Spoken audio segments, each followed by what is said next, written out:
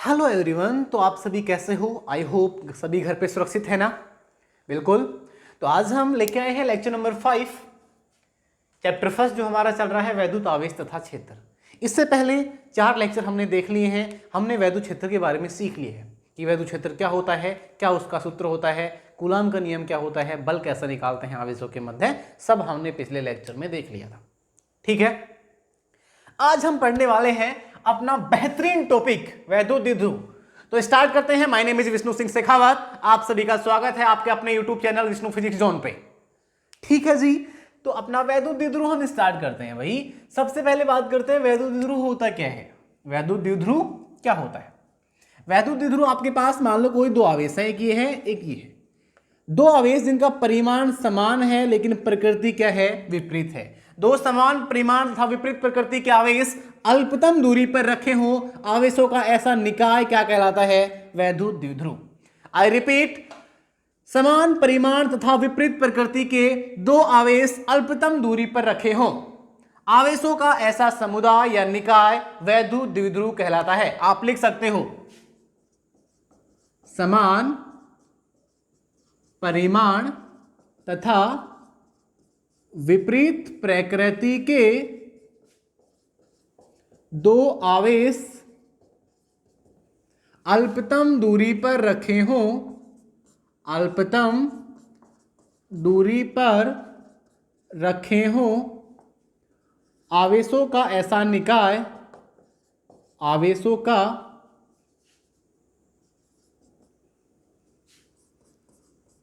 ऐसा निकाय क्या कहलाता है, वैद्युत द्विध्रुव। वैद्युत द्विध्रुव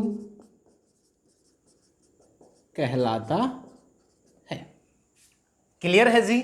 आपके पास कोई दो आवेश हैं जिनका परिमाण समान है, प्रकृति विपरीत है, आवेशों का जो आपका ये समुदाय है, यही क्या कहलाता है, वैद्युत द्विध्रुव। यही क्या कहलाता है, वैद्युत द्विध्रुव। ठीक है,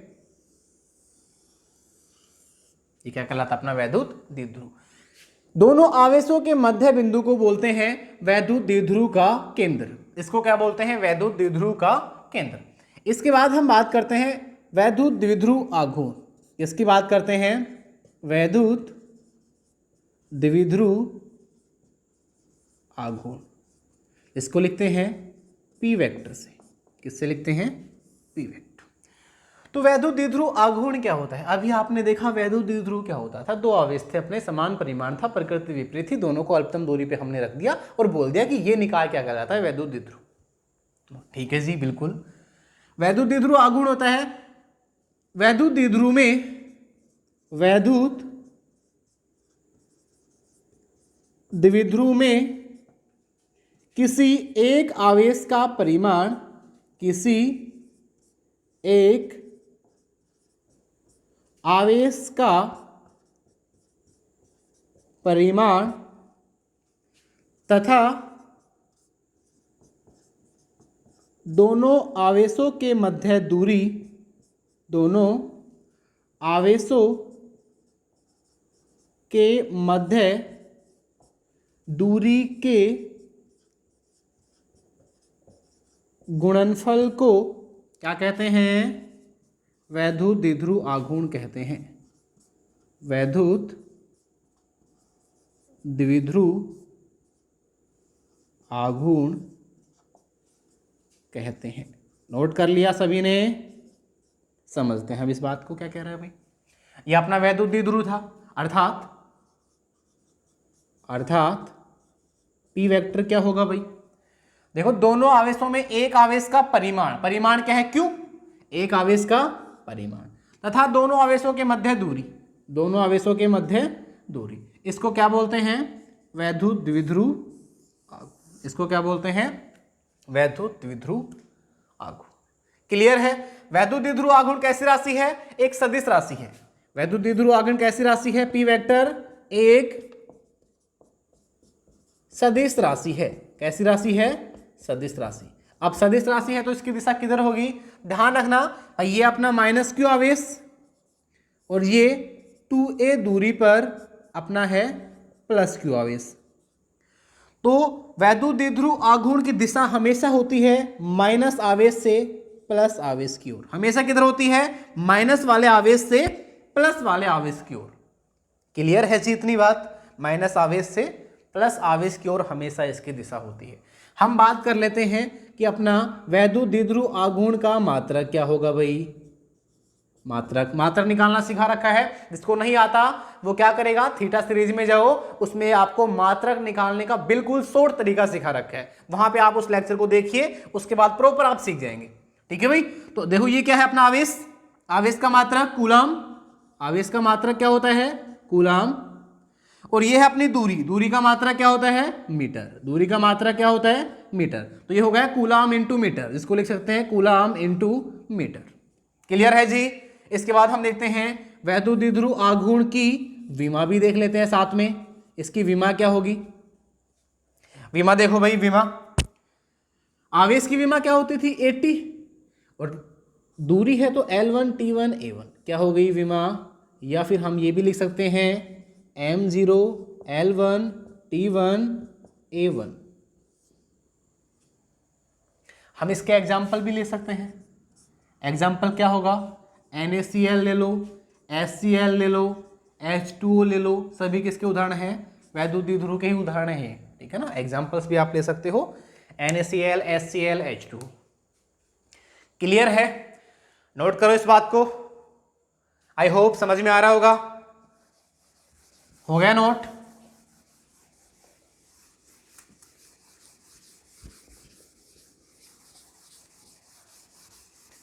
अब स्टार्ट करते हैं डेरिवेशन।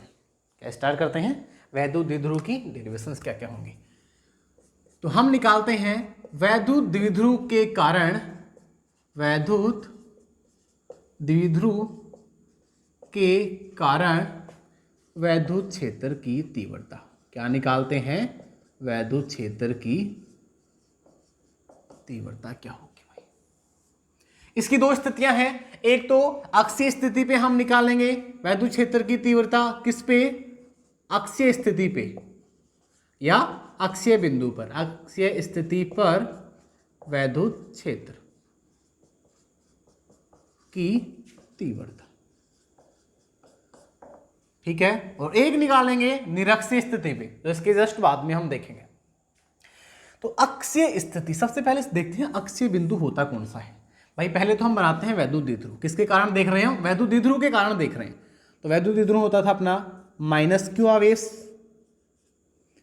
प्लस क्यू आवेश, दोनों आवेश हैं, ये माइनस क्यू, ये प्लस क्यू, दोनों अल्पतम दूरी पे रखे हैं। अल्पतम दूरी हमने मान ली 2a। अल्पतम दूरी कितनी मान ली हमने? 2a। इतनी दूरी पे दोनों आवेश रखे हैं। यह है अपना वैद्युत द्विध्रुव, जिसका मध्य बिंदु होता है O, जिसको हम द्विध्रुव का केंद्र बोलते हैं। तो मध्य बिंदु O के इधर कितनी दूरी बच गई? a, और इधर भी कितनी दूरी बच गई? a। क्लियर इतनी बात? अब जो ये वाली लाइन है, कौन सी वाली लाइन? इसको मैं थोड़ा ऊपर लिख देता हूं। यहां है अपना प्लस क्यू और यहां है अपना माइनस क्यू। ये जो लाइन है आपकी, ये वाली लाइन, इसको बोलते हैं अक्षीय रेखा। इसको क्या बोलते हैं? अक्षीय रेखा। रिपीट, अक्षीय रेखा। ये कौन सी रेखा है? अक्षीय। और ये जो मध्य बिंदु से इधर वाली जो रेखा है, ये वाली, इसको बोलते हैं निरक्षीय रेखा। इसको क्या बोलते हैं? निरक्षीय या विषुवत तल। ये जो तल है आपका, इसको बोलते हैं विषुवत तल। क्लियर? अभी हमने निकालना है अक्षीय स्थिति पे। तो मैंने माना, ये लाइन लिख लेना तुम यहां पे, मैंने डायग्राम आप ढंग से समझ लो, कुछ समझने की और आवश्यकता ही नहीं है। डेरिवेशन बिल्कुल भी नहीं देखना, फिर केवल डायग्राम को ढंग से क्लियर कर लो एक बार, सब बिल्कुल इजी है। फिर देखो, तो हम इसके जो द्विध्रुव है मध्य बिंदु O से अक्षीय बिंदु यानी अक्षीय स्थिति पे r दूरी पे एक बिंदु ले लेते हैं। कितनी दूरी पे लिया है हमने? वैद्युत द्विध्रुव के मध्य बिंदु O से r दूरी पर बिंदु P पर हमें क्या निकालना है? वैद्युत क्षेत्र की तीव्रता। कितनी दूरी पे? r दूरी पर बिंदु P पर हमें वैद्युत क्षेत्र की तीव्रता निकालनी है। इस पे कितनी होगी वो हम देखते हैं। माइनस क्यू आवेश के कारण वैद्युत क्षेत्र की तीव्रता कितनी होगी इस पे? उसको मैंने मान लिया E1। E1 किसको माना है? माइनस क्यू आवेश के कारण। प्लस क्यू आवेश के कारण क्या होगी? E2। प्लस क्यू आवेश के कारण क्या होगी E2। भाई मैंने E2 को इधर बनाया है, E1 को इधर बनाया, देखो प्लस आवेश के कारण बाहर की तरफ, माइनस क्यू आवेश के कारण अंदर की तरफ। पिछले वाले लेक्चर में हमने आपको प्रॉपर सिखाया था वैद्युत क्षेत्र रेखाएं किधर किधर होती हैं, ठीक है ना। तो माइनस क्यू आवेश के कारण अंदर की तरफ होगा वैद्युत क्षेत्र, प्लस क्यू आवेश के कारण बाहर की तरफ होगा। अब देखते हैं इनका परिणामी वैद्युत क्षेत्र किधर होता है, ठीक है ना। इन दोनों का क्या देखते हैं, परिणामी वैद्युत क्षेत्र किधर होगा वो देखते हैं। तो माइनस क्यू आवेश के कारण वैद्युत क्षेत्र कितना है E1, माइनस क्यू आवेश के कारण वैद्युत क्षेत्र कितना है, माइनस क्यू आवेश के कारण वैद्युत क्षेत्र की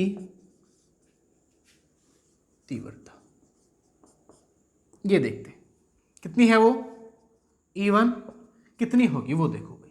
E1 होगी के क्यू बाई आर स्क्वायर होता है, तो के आवेश आपका माइनस क्यू आर स्क्वायर। हाँ आर क्या था, काफी बच्चे ये आर मत लिख देना यहाँ पे कि आर लिख दिया हमने आर स्क्वायर, गलत हो जाएगा। वहां पे अपना आर था कि उस आवेश से उस बिंदु की दूरी कितनी है। नोट करना इस बात को, बिल्कुल ध्यान से देखना कि उस आवेश से उस बिंदु की दूरी कितनी है। और ये आर तो हमने मध्य बिंदु से लिया है, इस आवेश से कितनी दूरी है इसकी, देखो इसमें ए और जुड़ जाएगा, ये ए और इसमें ऐड हो जाएगा, तो ये हो जाएगा आर प्लस ए। तो बिंदु पी कितनी दूर है माइनस क्यू आवेश से, आर प्लस ए। और ऐसे ही प्लस क्यू आवेश से कितनी दूर है बिंदु पी, प्लस क्यू आवेश से है, देखो ये आर ये ए, तो आर माइनस ए, ये हो जाएगा आर माइनस। यहां ये मिस्टेक नहीं करनी है आपको बिल्कुल भी, क्लियर है। मैं इसको रेड पेन से और नोट कर देता हूं एक बार। ये जो आपका डायग्राम है ना, ये बिल्कुल क्रिस्टल क्लियर होना चाहिए, ठीक है ना, कि आपका प्लस क्यू आवेश से जो दूरी है वो कितनी है, ये है आर माइनस ए, और यहां से दूरी कितनी है आर प्लस ए, और आपकी मध्य बिंदु ओ से दूरी थी भाई आर, तो आर कितनी थी मध्य बिंदु ओ से दूरी थी, ठीक है। अब हम क्या लेंगे, अब लेंगे यहां पे आर प्लस ए का स्क्वायर, आर प्लस ए का स्क्वायर, आर कैप समीकरण नंबर 1।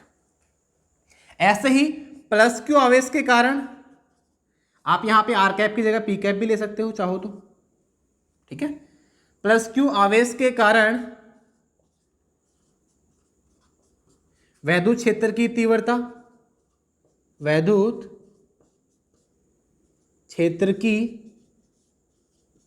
तीव्रता, उसको हमने माना है कितना E2, तो E2 कितना होगा भाई, इस बार आवेश क्या है आपका प्लस क्यू, कितनी होगी दूरी कितनी है प्लस क्यू आवेश से, आर माइनस ए का होल स्क्वायर पी कैप, समीकरण नंबर 2, समीकरण नंबर 2। यहां पे ये गड़बड़ मत कर देना कि आप यहां पे कहीं माइनस पी कैप लिख दो, ये सोचो अंदर की तरफ दिशा है, वो हमने बेटा माइनस क्यू आवेश ले लिया है, ठीक है ना, वो हमने माइनस क्यू आवेश ले लिया है।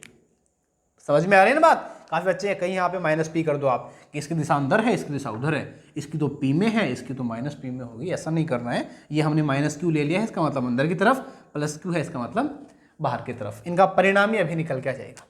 अब निकालते हैं बिंदु पी पर परिणामी वैद्युत क्षेत्र। अतः बिंदु पी पर परिणामी वैद्युत क्षेत्र कितना होगा भाई, ई मान ले उसको, तो दोनों का क्या करें वेक्टर सम कर दो, E1 प्लस E2 अध्यारोपण के सिद्धांत से, दोनों क्या कर दो सदिश योग कर दो, E1 प्लस E2। समीकरण 1 व 2 से मान रख दो भाई, क्या हो जाएगा ई वेक्टर बराबर E1 क्या था अपना, ये रहा E1 है माइनस के क्यू, देखो मैंने माइनस को बाहर ले लिया, आर प्लस ए का whole square R cap, plus E2 क्या है के क्यू आर माइनस ए का होल स्क्वायर पी कैप, यहां पे पी कैप था आर कैप नहीं है, पी कैप, दोनों जगह क्या है पी कैप। बस इसको सोल्व कर लो, आपका आंसर आ जाएगा। सोल्व करते हैं भाई। देखो इसमें कुछ कॉमन आ रहा है क्या, बिल्कुल कॉमन आ रहा है, के क्यू कॉमन है इसमें, ठीक है। के क्यू कॉमन लिया तो मैंने प्लस वाले को पहले लिख दिया, माइनस वाले को बाद में, तो यह जाएगा 1/r माइनस ए का स्क्वायर, माइनस वाले को बाद में लिख दिया 1/r प्लस ए का स्क्वायर, पी कैप को भी मैंने बाहर कॉमन ले लिया दोनों में। बस अब तो कुछ भी नहीं करना, एलसीएम ले लो, बिल्कुल 10वीं क्लास का आ गया अब तो, अब यहाँ पे फिजिक्स थोड़ी है, मैथमेटिक्स है ये तो।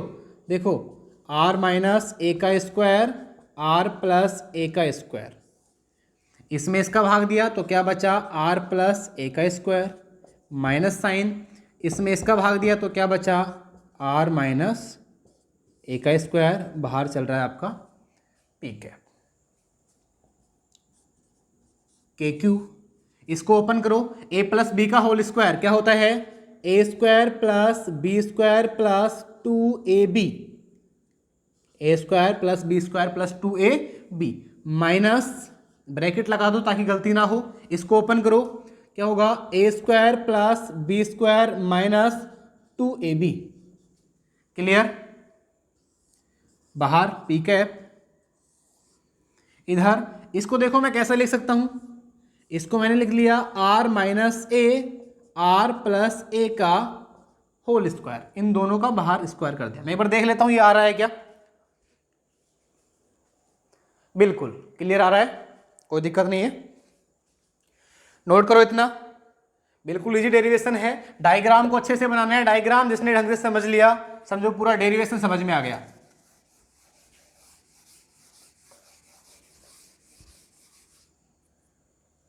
आगे सोल्व करते हैं इसको। E बराबर क्या है के क्यू,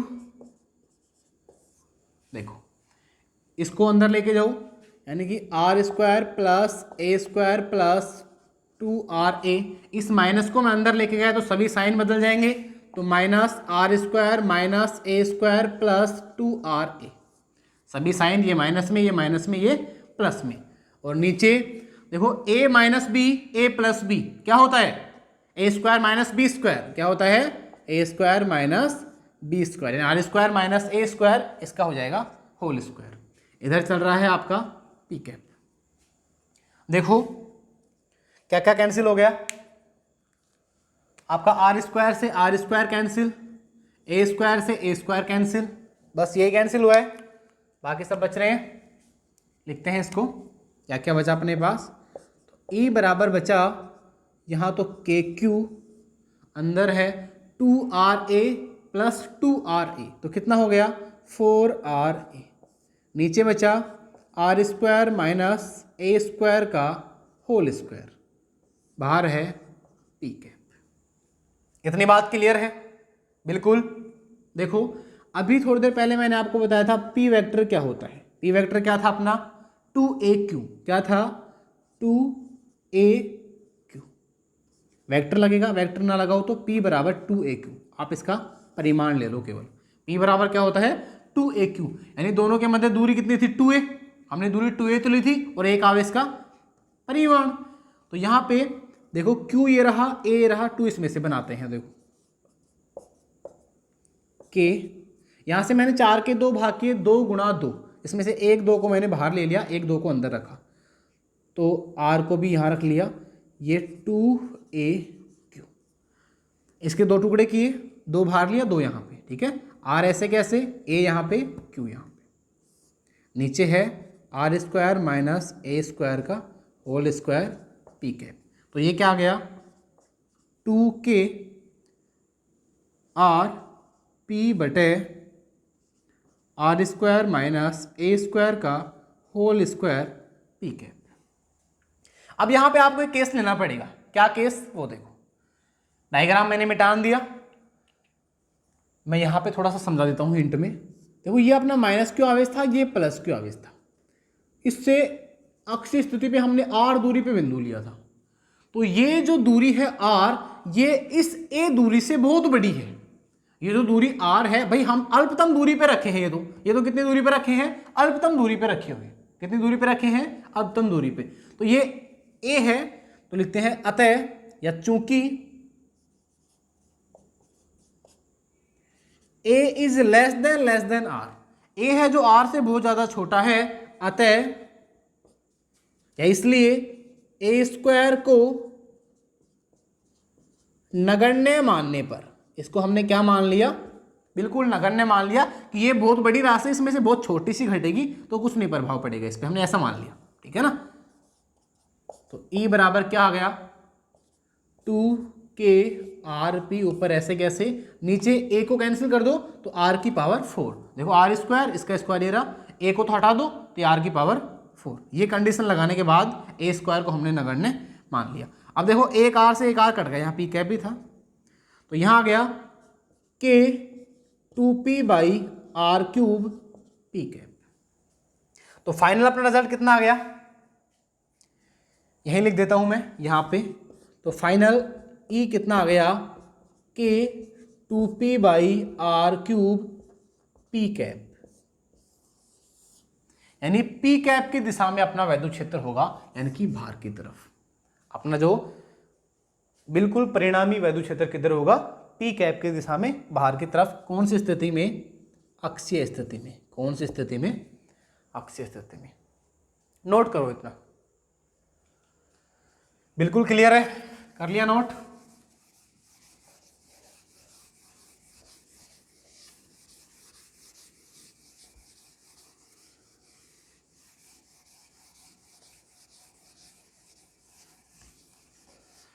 भाई वैद्युत द्विध्रुव पढ़ रहे थे हम। वैद्युत द्विध्रुव क्या था अपना, दो समान परिमाण के आवेश विपरीत प्रकृति के कहाँ रखे हो, अल्पतम दूरी पे रखे हो, आवेशों का ऐसा समुदाय बोलते थे हम वैद्युत द्विध्रुव। हमने इसको क्या बोला है, वैद्युत द्विध्रुव। अगर आपका ये जो आवेश का परिमाण लगभग अनंत हो और दोनों के बीच की दूरी जो 2a है ये लगभग कितनी हो, 0, यानी बहुत कम हो ये बहुत ज्यादा हो, तो इसको बोलते हैं आदर्श वैद्युत द्विध्रुव। इसको क्या बोलते हैं, आदर्श वैद्युत द्विध्रुव। ये बात भी आप ध्यान रखें, काफी बार एक नंबर में पूछ लेता है कि आदर्श वैद्युत द्विध्रुव क्या होता है, यानी इसका परिमाण लगभग अनंत हो और उसके मध्य दूरी लगभग 0 हो, ठीक है ना, यानी परिमाण बहुत बड़ा हो और लगभग दूरी कितनी हो, बहुत कम हो, उसको बोलते हैं आदर्श वैद्युत द्विध्रुव, ठीक है ना। माइंड में रखना, इसको नोट डाल के ऊपर लिख लेना, कोई दिक्कत नहीं है। नंबर 2, अभी हमने अक्षीय स्थिति पे देख लिया, अब देखते हैं निरक्षीय स्थिति पे। कौन सी स्थिति पे, निरक्षीय स्थिति, या इसको ये भी बोल देते हैं विषुवत तल पर वैद्युत क्षेत्र की तीव्रता। वैद्युत क्षेत्र की एग्जाम में क्या आता है, विषुवत तल से ही आता है, ठीक है ना। तो काफी बच्चे कंफ्यूज हो जाते हैं कि विषुवत तल क्या होता है। भाई निरक्षीय जो स्थिति है उसको ही बोलते हैं विषुवत तल, ठीक है। देखते हैं वही डायग्राम से ऐसे समझ लो। अपना वैद्युत द्विध्रुव क्या था, ये माइनस क्यू आवेश, ये प्लस क्यू आवेश, ये क्या है अपना प्लस क्यू आवेश। दोनों कितनी दूरी पे रखे हैं, 2a दूरी पे। तो मैं ये मान लेता हूँ मध्य बिंदु से इधर दूरी कितनी होगी, a, और मध्य बिंदु से इधर भी दूरी कितनी होगी, a। क्लियर इतनी बात। अब ये है इसकी निरक्षीय स्थिति। ये कौन सी स्थिति है इसकी, ये है इसकी निरक्षीय स्थिति, ठीक है। इस पे हमें लेना है, निरक्षीय स्थिति पे मैंने r दूरी पे एक पॉइंट ले लिया। निरक्षीय स्थिति पे कितनी दूरी पे हमने पॉइंट ले लिया, r दूरी पे एक पॉइंट लिया p। पॉइंट क्या लिया हमने, p। इस पॉइंट पे हम पिछले वाले में हमने क्या किया था, अक्षीय स्थिति पे r दूरी पे पॉइंट लिया था o से। इस बार o से निरक्षीय स्थिति पे r दूरी पे हमने एक पॉइंट लिया है p। इस पे हमें क्या निकालना है, वैद्युत क्षेत्र की तीव्रता। देखते हैं भाई, माइनस क्यू, अपने पास तीव्रता किधर होगी, दोनों आवेशों के कारण तो तीव्रता बनती है। अपने पास दो ही आवेश हैं, इसके कारण कुछ वैद्युत क्षेत्र जाएगा, इसके कारण कुछ वैद्युत क्षेत्र होगा, दोनों का परिणाम ही निकाल लेंगे। दोनों का क्या करेंगे, रिजल्टेंट निकाल लेंगे। निकालते हैं, प्लस क्यू के कारण वैद्युत क्षेत्र की तीव्रता किधर होगी, लाइन तुम लोग सीधी खींचना भाई, तुम्हारे पास जुगाड़ होगा स्केल वगैरह का। प्लस क्यू के कारण बाहर की तरफ, उसको मैंने मान लिया E1। माइनस क्यू के कारण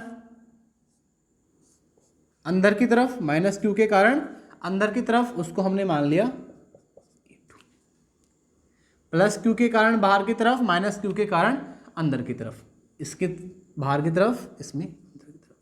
इस कोण को मैंने मान लिया थीटा, इस कोण को मैंने क्या मान लिया, दोनों कोण समान होंगे भाई थीटा। चलो, क्योंकि दोनों दूरियां बराबर हैं, ये दूरी, तो कोण भी क्या होंगे, बराबर होंगे। अब हम निकालते हैं इस पे परिणामी वैद्युत क्षेत्र किधर होगा। ये E1 है, ये E2 है।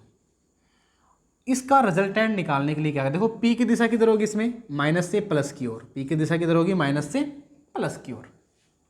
E1 ये E2, दोनों का रिजल्टेंट देखते हैं। दोनों की दिशाएं देखो क्रिया रेखाएं अलग अलग हैं, इसलिए इसको मैं घटकों में विभाजित कर लेता हूँ। इसका ये घटक, इसका ये घटक और ये वाला घटक, ये घटक हम निकालते हैं इनके। ये थीटा, ये दो समांतर रेखाएं हैं, इसको एक तिर्यक रेखा काटे तो ये थीटा, तो ये भी क्या होगा थीटा। क्लियर इतनी बात? देखो ये दो समांतर रेखाएं हैं, इसको ये रेखा काट रही है, जेड बन रहा है ना, तो जेड में ये थीटा, तो ये भी क्या होगा थीटा। ये मैथमेटिक्स के रूल हैं, आप जानते हो सभी। ये E1 है,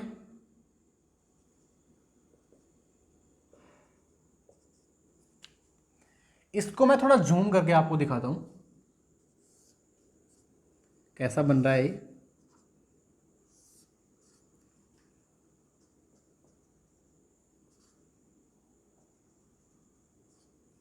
ये इसका जूम हो गया, ये निकालते हैं। देखो ये थीटा है अपना, ये भी थीटा है, ये है E1, ये है E2। इसको ढंग से समझ लो डायग्राम को, डायग्राम में ही सब कुछ क्लियर हो जाएगा आपका। देखो हमने एक त्रिभुज बनाया, ये एक त्रिभुज अपना ये। देखो थीटा के सामने क्या होता है आधार, थीटा के सामने क्या होता है आधार। ये 90, तो 90 के सामने होता है कर्ण, और ये सॉरी थीटा के सामने क्या होता है लंब होता है भाई, लंब। ये कर्ण, ये आपका आधार। क्लियर? हमें क्या निकालना है, हमें एक तो ये निकालना है, एक ये कंपोनेंट निकालना है, ये दोनों घटक निकालने हैं। तो ये क्या होगा आधार, आधार बटे कर्ण क्या होता है कोस थीटा। रिपीट कर रहा हूं, आधार बटे कर्ण क्या होता है, आधार बटे कर्ण क्या होता है कोस थीटा। कर्ण क्या है आपका E1, तो आधार आ जाएगा, आधार आ जाएगा E1 कोस थीटा। यानी कि ये आधार कितना आ गया आपका E1 कोस थीटा। आधार कितना आ गया E1 कोस थीटा। क्लियर? इसकी बात करें, देखो ये थीटा, तो ये भी थीटा, थीटा के सामने लंब, ये 90 के सामने कर्ण ही रहेगा, ये इस बार ये आधार हो गया। इस बार हमें लंब निकालना है, तो लंब बटे कर्ण क्या होता है, लंब बटे कर्ण ये होता है साइन थीटा। कर्ण वही E1 है, तो लंब क्या आ जाएगा E1 साइन थीटा।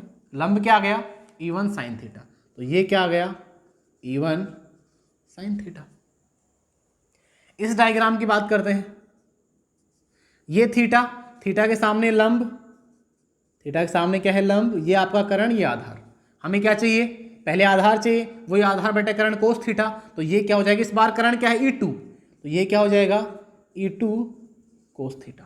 देखो E1 कोस थीटा भी इधर है, E2 कोस थीटा भी इधर है, और ये क्या हो जाएगा सेम, ये थीटा तो ये भी थीटा, ये लंब, ये कर्ण, ये आधार, ये लंब, ये कर्ण, ये आधार। लंब बटे कर्ण क्या होगा साइन थीटा, तो ये हो जाएगा E2 साइन। बिल्कुल 10वीं क्लास का है त्रिकोणमिति। तो यहां से आपको क्लियर समझ में आ रहा होगा कि ये है E1 साइन थीटा, ये है अपना E2 साइन थीटा, और इधर है E1 कोस थीटा, और इधर ही है E2 कोस थीटा। देखो ये दूरी R, ये दूरी A, ये भी A, तो ये जो दोनों दूरी है इस आवेश से इस बिंदु की। भाई आप विद्युत क्षेत्र क्या निकालते थे, KQ/R², क्या होता था KQ/R², और R क्या था उसमें, उस आवेश की बिंदु से दूरी। तो देखो इस आवेश की बिंदु से दूरी कितनी है, पाइथागोरस प्रमेय से हम निकालें, किससे निकालें पाइथागोरस प्रमेय से, तो क्या होगी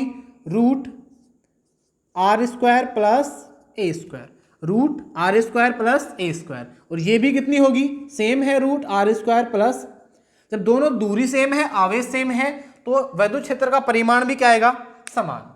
इस बात से क्लियर हो रहा है ना, ठीक है ना, विद्युत क्षेत्र का परिमाण भी क्या आएगा समान, यानी E1 का परिमाण और E2 का परिमाण दोनों बराबर आएंगे। KQ/R² होता है, दोनों क्या आएंगे बराबर, उन दोनों का परिमाण बराबर आएगा। क्लियर इतनी बात? देखो जब परिमाण बराबर है E1 sine theta, E2 sine theta, जब E1 E2 बराबर है तो साइन थीटा तो वैसे बराबर हो गया, तो ये दोनों आपस में क्या हो जाएंगे कैंसिल। कौन कौन से, E1 साइन थीटा और E2 साइन थीटा। इस बात को मैं लिख देता हूं, घटक यहां लिख रहा हूं मैं, घटक E1 साइन थीटा व E2 साइन थीटा परिमाण में समान व दिशा में विपरीत होने के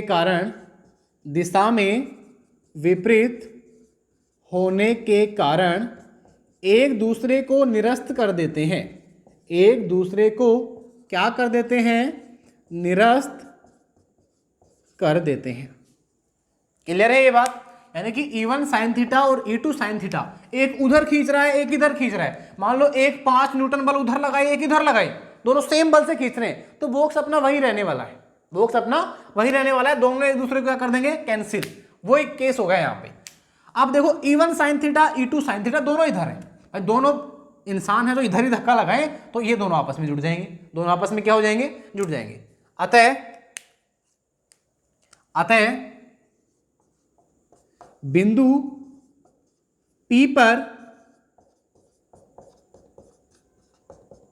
परिणामी वैद्युत क्षेत्र कितना होगा? E बराबर E1 cos theta plus E2 कोस थीटा। क्या हो जाएगा? E1 cos theta plus E2 cos theta. E1 cos theta plus E2 cos theta, दोनों जुड़ जाएंगे। अगर मैं दिशा की बात करूं, इसकी दिशा किधर होगी? देखो इसकी दिशा इधर है, इसकी दिशा इधर है। दिशा क्या है? दोनों की अलग अलग है भाई। दिशा P की दिशा इधर है, इसकी दिशा इधर है, तो ये क्या हो जाएगा? Minus P cap. दिशा किधर हो जाएगी इसकी? Minus P cap. दिशा किधर हो जाएगी? Minus P cap. इसकी इधर है, इसकी इधर है। अगर आप परिमाण में लेना चाहोगे तो फिर हमें आवेश को माइनस में लेना पड़ेगा, परिमाण में लोगे तो। बाकी आप माइनस पी कैप रख लो, दिशा समझ गए ना? पी कैप इधर है, इसकी दिशा इधर है, माइनस। बस इसको समीकरण नंबर 1 दे दो। इसमें आपको मान निकाल के रखना है। कोस थीटा का मान रख लो और जो वैद्युत क्षेत्र है इसका परिमाण निकाल लो। देखो भाई E1 E2 कितना होगा? इसका परिमाण मैं निकालू दोनों का, क्या होगा? KQ बाई R स्क्वायर होता है, तो KQ by R square. R क्या है यहाँ पे? इस आवेश की दूरी, दोनों में सेम है, किसी का भी रख लो, root R square plus A square का whole square. R square plus A square का whole square P cap. P cap दिशा क्यों लगानी है? हम क्या निकाल रहे हैं? परिमाण निकाल रहे हैं, बिल्कुल। और यहीं पे कोस थीटा निकाल लो, इसको समीकरण नंबर 2 दे दो। और इसी का यहाँ पे मैं कोस थीटा में निकाल देता हूँ। ये थीटा के सामने लंब, ये आपका कर्ण, ये आपका आधार बटे कर्ण होता है कोस थीटा। इसी डायग्राम से निकाल रहा हूँ यहाँ पे। कोस थीटा क्या होता है? आधार बटे कर्ण, तो यानी कि A बटे अंडर रूट क्या हो जाएगा? R square plus A square. ये निकल गया कोस थीटा। बिल्कुल क्लियर है भाई, आधार बटे कर्ण होता है कोस थीटा, तो आधार A है, कर्ण ये है, हो गया कोस थीटा। ये दोनों मान आप इसमें रख दो, आपका आंसर आ जाएगा। रखें, इतना नोट करो भाई। समझ में आ गया ना सभी के? क्लियर? समझ में आ गया ना? ये बिल्कुल 10वीं का है कंसेप्ट, है ना? हटा दूं।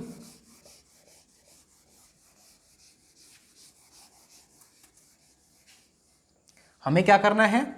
इसका मान रखना है और कोस थीटा का मान रखना है उसमें। देखो, या फिर दोनों का जब परिमाण समान है तो इसको मैं ये भी लिख सकता हूं, E बराबर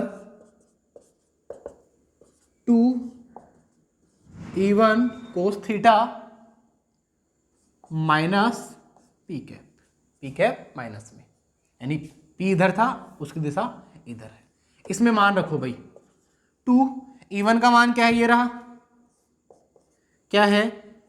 KQ by root R square plus A square का whole square.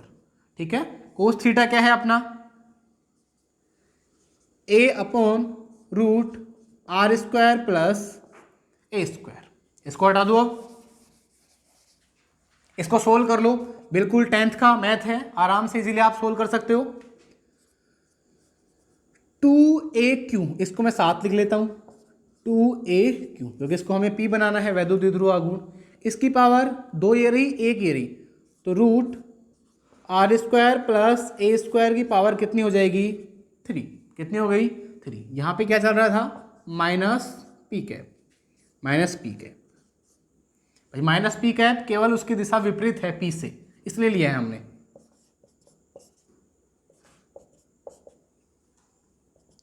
To A Q को हम क्या बोलते हैं, टू ए क्यू होता है P, वैद्युत द्विध्रुव आघूर्ण।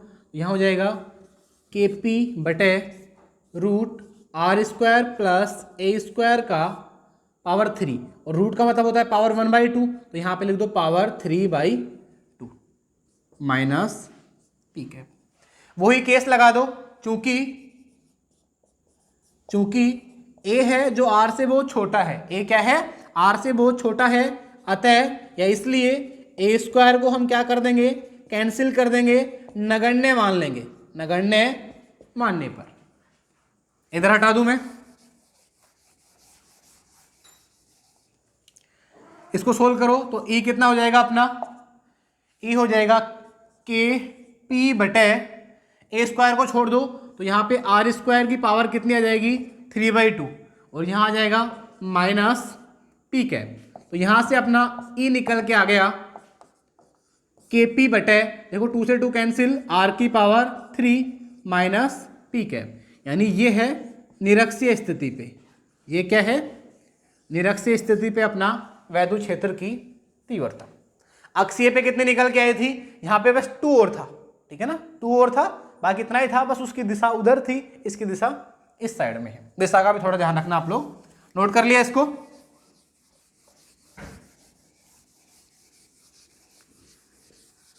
अगर हम लोग बात करें कि अक्षीय स्थिति पे वैद्युत क्षेत्र की तीव्रता और निरक्षीय स्थिति पे वैद्युत क्षेत्र की तीव्रता, दोनों का अनुपात क्या होगा, तो 2:1 कितना हो जाएगा, 2:1। अक्षीय पे निरक्षीय का 2 गुना होती है, ठीक है ना, अक्षीय पे निरक्षीय का कितना गुना होती है, 2 गुना होती है। क्लियर, चलो, तो ये टॉपिक था आज का अपना, निरक्षीय और अक्षीय स्थिति पे वैद्युत क्षेत्र की तीव्रता हमने निकाली है, वैद्युत द्विध्रुव के बारे में पढ़ा है। बिल्कुल इसको दोबारा से आप लोग देख लेना, कोई भी पॉइंट अगर आपका क्लियर नहीं हो तो आप हमें कमेंट में बता सकते हो, ठीक है। वीडियो को ज़्यादा से ज़्यादा शेयर कीजिए, सब्सक्राइब करते रहिए। भाई आप लोग देख लेते हो, सब्सक्राइब नहीं करते हो, ठीक है ना, तो भाई सब्सक्राइब करो, हम लोग आपके लिए इतनी मेहनत कर रहे हैं, ठीक है ना, ठीक है। ऑल द वेरी बेस्ट, बने रहे हमारे साथ, थैंक यू।